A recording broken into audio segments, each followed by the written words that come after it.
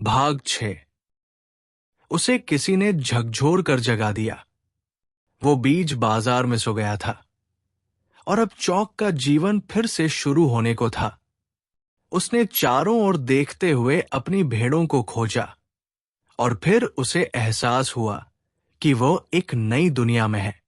लेकिन वो उदास होने की बजाय खुश था। अब उसको भेड़ों के लिए चारे और पानी की चिंता करने की जरूरत नहीं थी। इसकी बजाय वो अब अपने खजाने की खोज पर निकल सकता था। उसकी जेब में एक भी पैसा नहीं था, लेकिन उसके अंदर आस्था थी। पिछली रात उसने फैसला किया था कि वो वैसा ही साहसिक यात्री बनेगा, जैसे यात्रियों के बारे में वो पुस्तकों में पढ़कर उनकी सराहना करता रहा था। वो धीरे धीरे बाजार से होकर गुजरने लगा। दुकानदार अपनी दुकानें जमा रहे थे और लड़के ने एक कैंडी विक्रेता की दुकान सजाने में मदद की। कैंडी विक्रेता के चेहरे पर मुस्कुराहट थी। वो खुश था।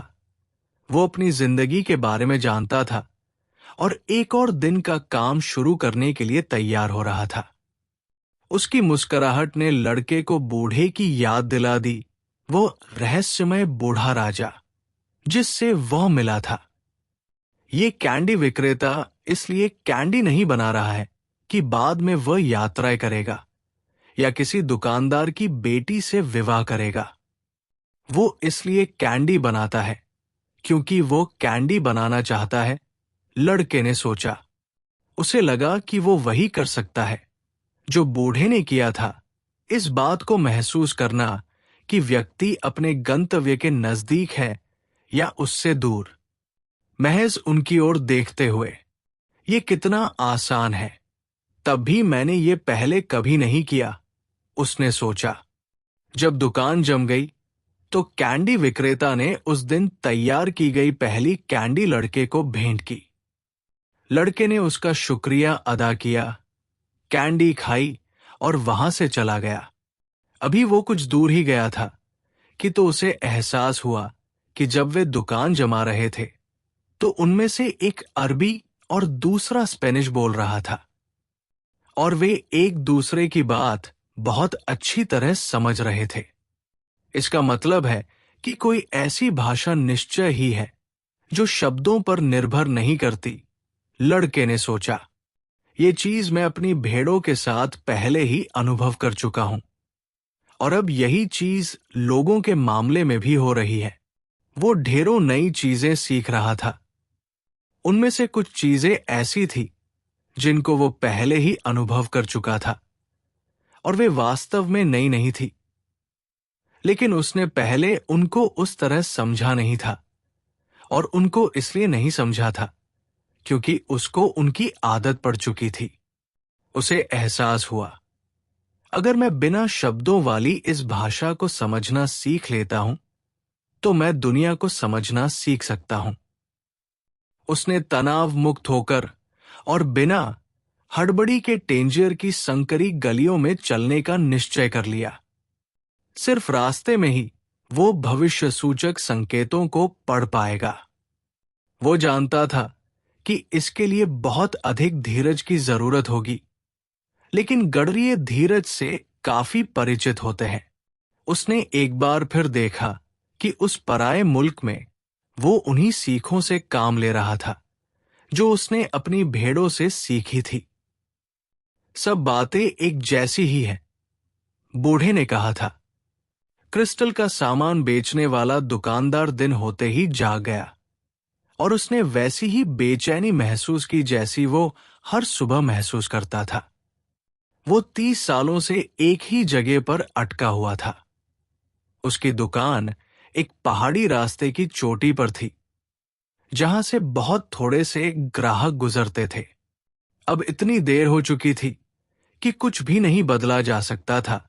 उसने केवल एक ही चीज सीखी हुई थी और वह थी क्रिस्टल के बर्तनों को खरीदना और बेचना। एक समय था जब बहुत से लोग उसकी दुकान के बारे में जानते थे। अरब के सौदागर, फ्रांसीसी और अंग्रेज भूगर्भशास्त्री, जर्मन सैनिक, जो हमेशा दौलतमंद हुआ करते थे। उन दिनों में क्रिस्टल बेचना अद्भुत काम हुआ करता था और वो सोचा करता था कि वो अमीर बन जाएगा और जब बूढ़ा होगा तो उसके साथ खूबसूरत औरतें हुआ करेंगी। लेकिन जैसे जैसे वक्त गुजरता गया, टेंजियर बदलता गया। पास का नगर सेउटा टेंजियर से ज्यादा तेजी से तरक्की करता गया था और उसके कारोबार में गिरावट आती गई थी।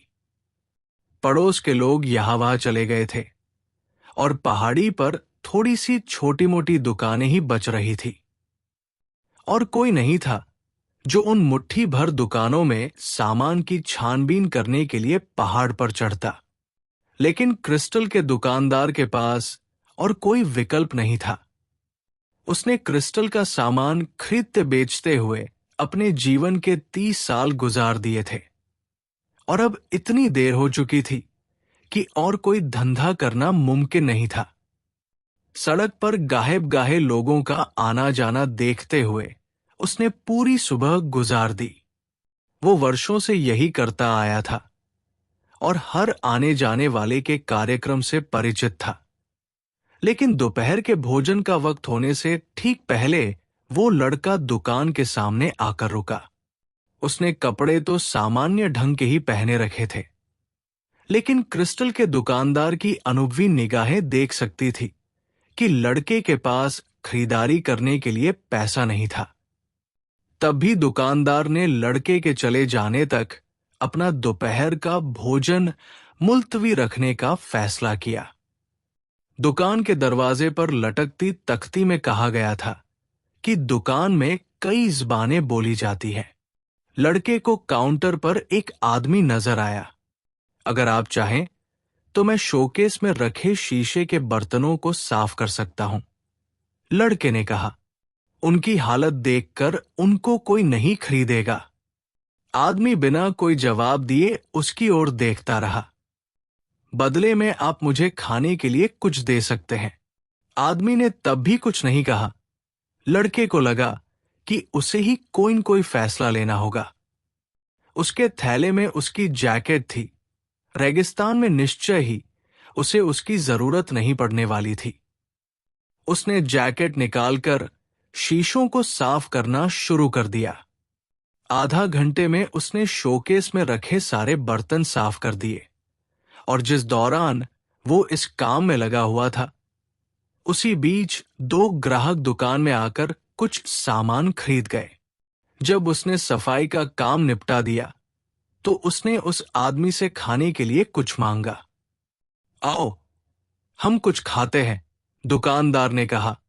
उसने दरवाजे पर भोजनावकाश की सूचना पट्टी लटकाई और वे पास के एक छोटे से कैफे में चले गए। वहां पड़ी एकमात्र मेज पर बैठते हुए क्रिस्टल का दुकानदार हंस पड़ा। तुम्हें कोई सफाई करने की जरूरत नहीं थी, उसने कहा। कुरान मुझसे तकाजा करती है कि मैं भूखे आदमी को खिलाऊं।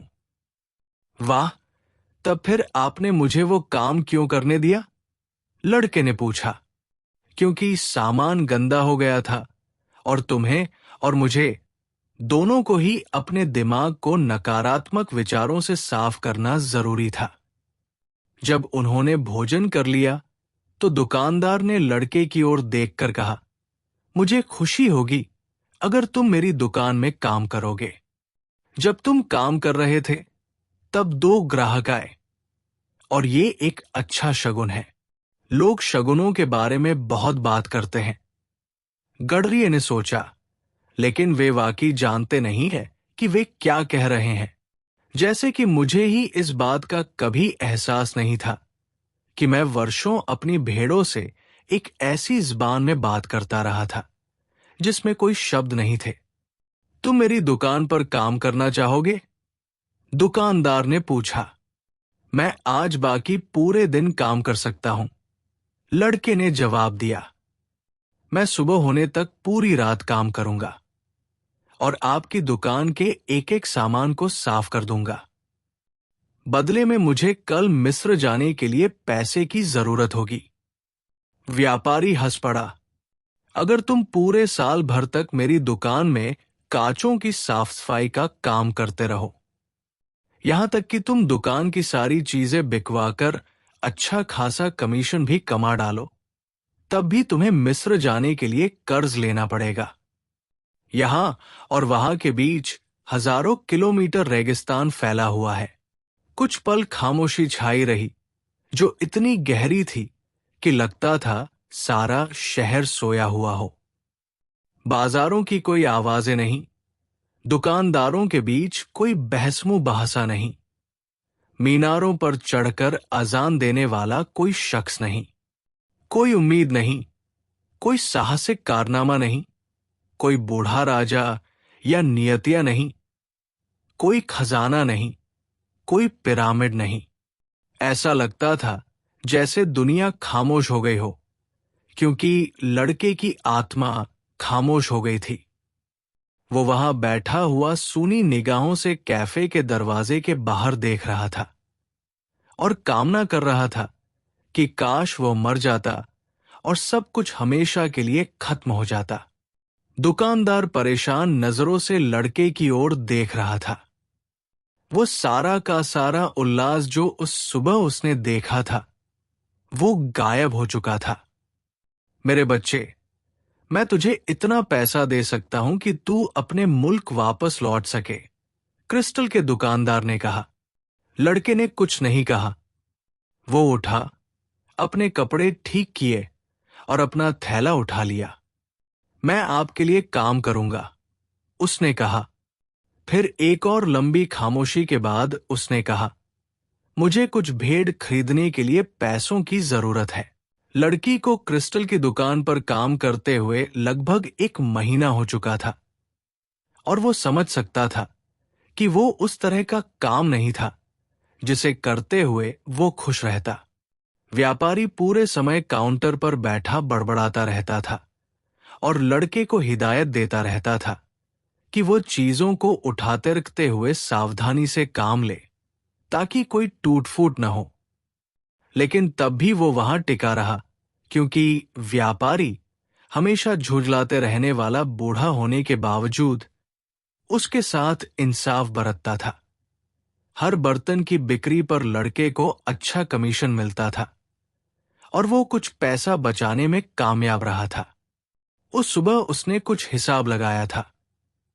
वो जिस तरह काम करता रहा था, अगर उसी तरह रोज करता रहे तो उसे कुछ भेड़ें खरीदने के लिए पूरे साल भर काम करना जरूरी होगा। मैं क्रिस्टल की चीजों को प्रदर्शित करने के लिए एक डिस्प्ले केस तैयार करना चाहता हूं, लड़के ने व्यापारी से कहा।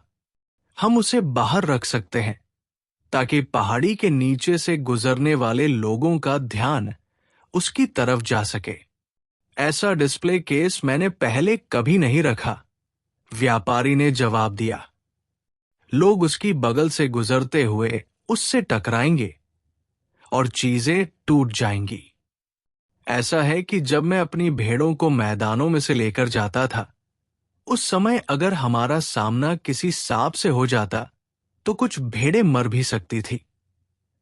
लेकिन भेड़ों और गडरियों का जीवन ऐसे ही चलता है। व्यापारी उस ग्राहक की ओर मुड़ा जो क्रिस्टल के 3 गिलास खरीदना चाहता था। इन दिनों उसकी बिक्री हमेशा की तुलना में बेहतर ढंग से हो रही थी, मानो वे पुराने दिन वापस लौट आए हों, जब ये सड़क टेंजियर का बड़ा आकर्षण हुआ करती थी। कारोबार वाकई बेहतर हुआ है। ग्राहक के जाने के बाद उसने लड़के से कहा, मैं काफी बेहतर स्थिति में हूं और तुम जल्दी ही अपनी भेड़ों के पास लौट पाओगे। जिंदगी से इससे ज्यादा की मांग क्यों की जाए? इसलिए कि हमें शगुनों पर ध्यान देना जरूरी है। लड़के के मुंह से लगभग अनायास ही निकल गया। फिर उसे अपने कहे पर पछतावा हुआ, क्योंकि वो व्यापारी तो कभी उस बूढ़े राजा से मिला ही नहीं था। इसे अनुकूलता का सिद्धांत कहते हैं, शुरुआत करने वाले की किस्मत। क्योंकि जीवन चाहता है कि आप अपनी नियति को हासिल कर सकें, बूढ़े राजा ने कहा था। लेकिन व्यापारी लड़के की बात समझ गया था। दुकान में लड़के की मौजूदगी एक अच्छा शगुन था और जब समय बीतने के साथ तिजोरी में पैसा जमा होने लगा तो उसे लड़के को काम पर रखने को लेकर कोई पछतावा नहीं रहा।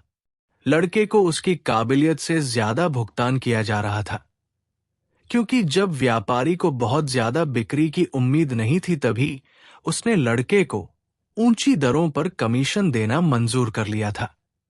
वो मानकर चल रहा था कि लड़का जल्दी ही अपनी भेड़ों के पास वापस लौट जाएगा। तुम पिरामिडों पर क्यों जाना चाहते थे? दुकानदार ने डिस्प्ले केस के मसले से ध्यान हटाने के उद्देश्य से लड़के से पूछा। क्योंकि मैं हमेशा से उनके बारे में सुनता आया हूं, लड़के ने जवाब दिया। उसने अपने ख्वाब के बारे में कुछ भी नहीं कहा। खजाना अब एक दर्दनाक याद से ज्यादा कुछ नहीं रह गया था और वो कोशिश करता था कि उसका ख्याल दिमाग में न आए। मैं यहां ऐसे किसी व्यक्ति को नहीं जानता जो महज पिरामिडों को देखने की खातिर रेगिस्तान पार करने का इरादा रखता हो, व्यापारी ने कहा। वे महज पत्थरों का ढेर है। वैसा पिरामिड तुम अपने घर के पिछवाड़े खड़ा कर सकते हो। आपने कभी यात्रा के सपने नहीं देखे? लड़के ने दुकानदार से उस ग्राहक की ओर मुड़ते हुए कहा जिसने अभी अभी दुकान में प्रवेश किया था। 2 दिन बाद व्यापारी ने लड़के से डिस्प्ले के बारे में बात की।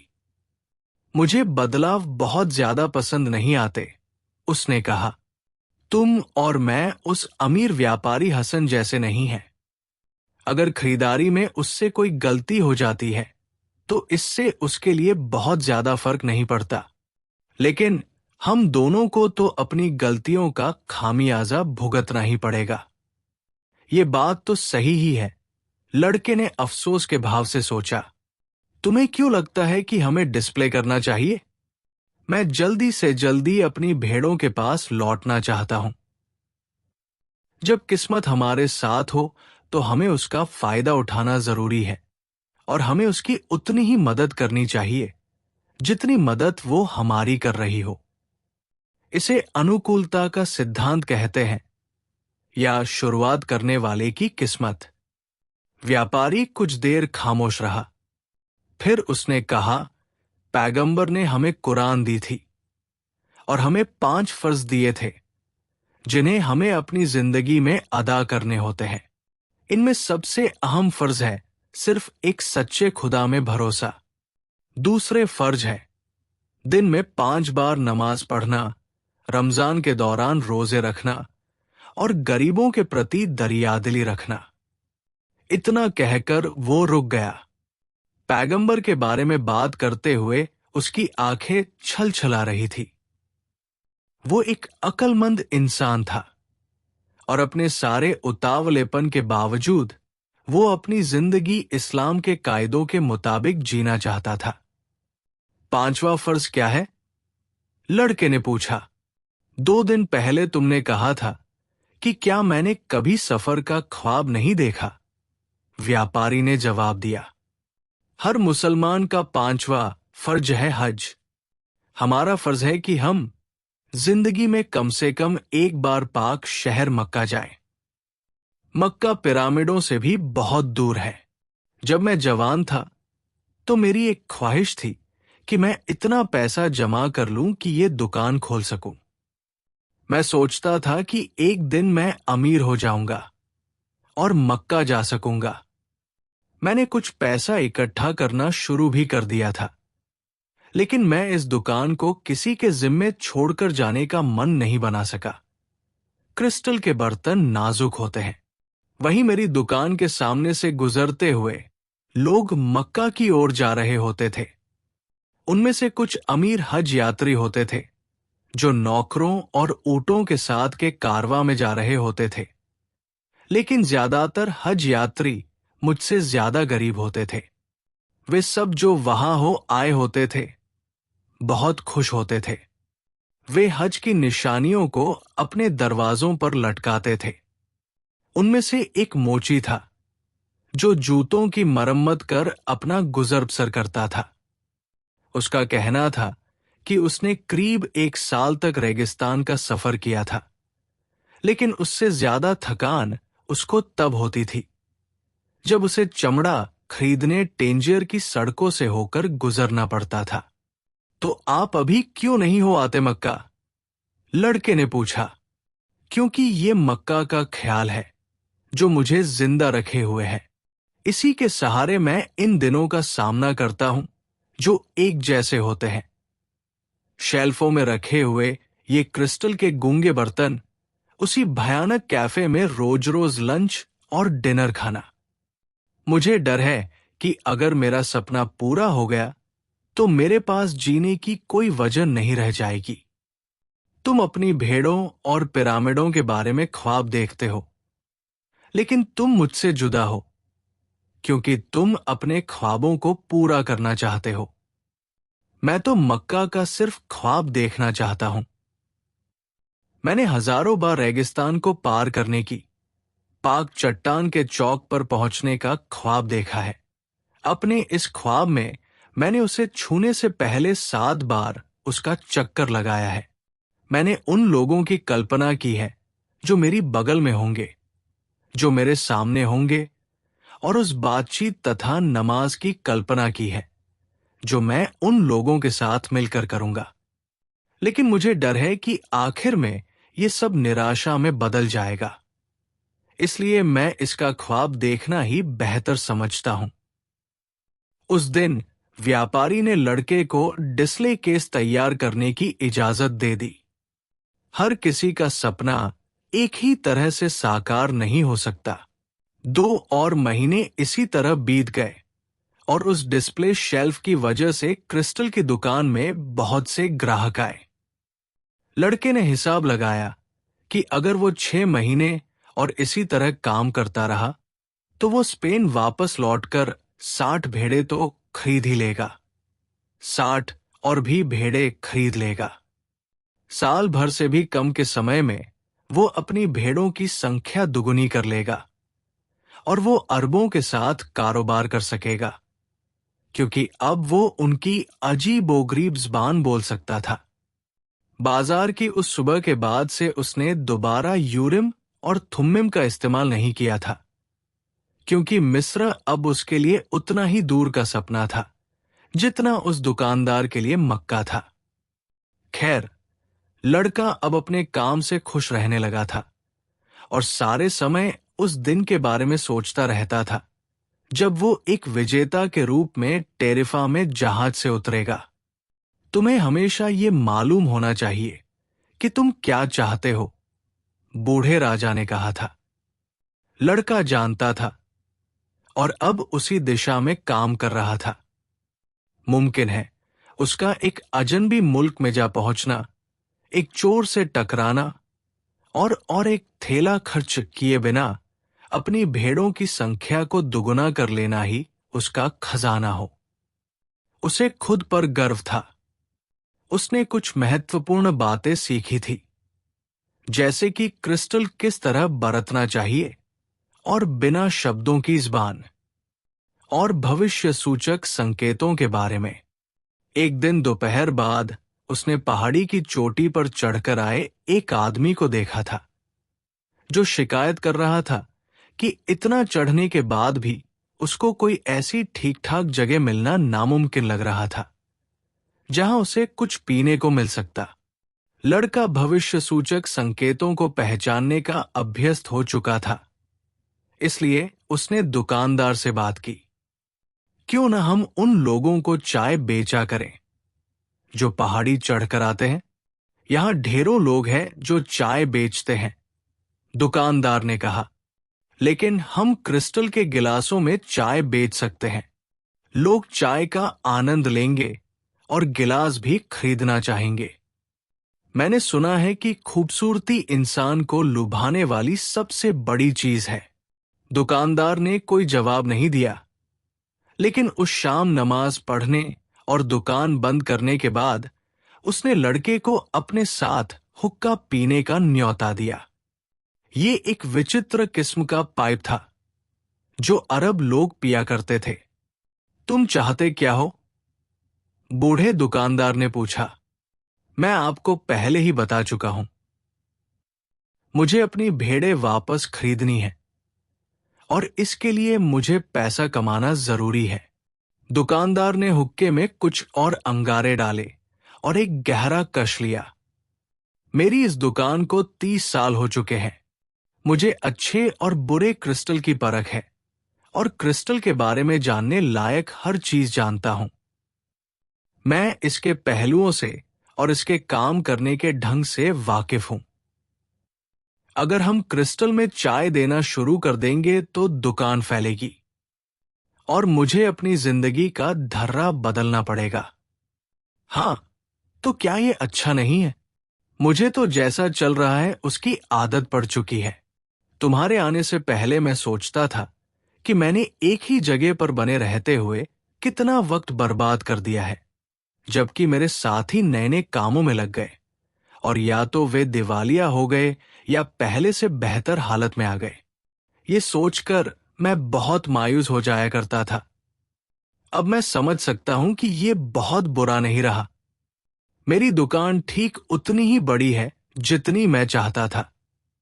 मैं कुछ भी बदलना नहीं चाहता, क्योंकि मैं नहीं जानता कि किसी तरह के बदलाव से मैं कैसे निपटूंगा। मैं जैसा हूं उसकी मुझे आदत पड़ चुकी है। लड़के को समझ में नहीं आ रहा था कि वो क्या कहे। बूढ़े ने अपनी बात जारी रखी। तुम मेरे लिए एक सच्ची नेमत साबित हुए हो।